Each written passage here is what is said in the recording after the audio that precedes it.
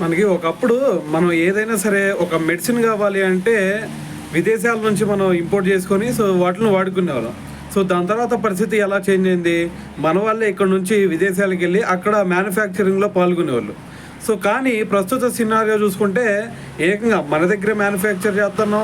దాని తర్వాత మనమే ఎక్స్‌పోర్ట్ చేసే స్థాయికొచ్చాం. దీన్ని బట్టే మరి యూఎస్ఏ కూడా మన మీద కొంచెం యాడ్ అవ్వటం. ఇటువంటి సిట్యుయేషన్‌లన్నీ కూడా చూస్తా ఉన్నాం గదా!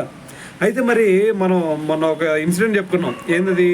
రష్యా వాళ్ళు ఒక మెడిసిన్‌ని కనుగొన్నారు. అది వచ్చేసరికి వెయిట్ లాస్‌కి బాగా ఉపయోగపడిద్దని చెప్పేసి ఒక వీడియో చేశాం కదా! అయితే మరి ఇప్పుడు వచ్చేసరికి మరి రష్యా మాత్రమే కాదు, మన దగ్గర డాక్టర్ రెడ్డీస్ ల్యాబొరేటరీస్ కూడా మరి మా దగ్గర కూడా వెయిట్ లాస్‌కి సంబంధించినటువంటి ఒక మెడిసిన్ ఉంది. మరి దాన్ని నెక్స్ట్ ఇయర్ రిలీజ్ చేసేస్తామని చెప్పేసి మరి వాళ్ళైతే ఒక స్టేట్మెంట్ ఇవ్వడం జరిగిందనమాట. అయితే ఇది నాకు తెలిసినంత వరకు ఏంటంటే మరి ఇది మనకి బ్లడ్ షుగర్ ఉండిద్ది కదా, దాన్ని కూడా కంట్రోల్ చేసే ఎబిలిటీ దానికి ఉంది అని చెప్పేసి, దాని తర్వాత వెయిట్ లాస్కి కూడా బాగా ఉపయోగపడుద్ది అని చెప్పేసి నాకు తెలిసిన ఇన్ఫర్మేషన్ అయితే ఇదనమాట.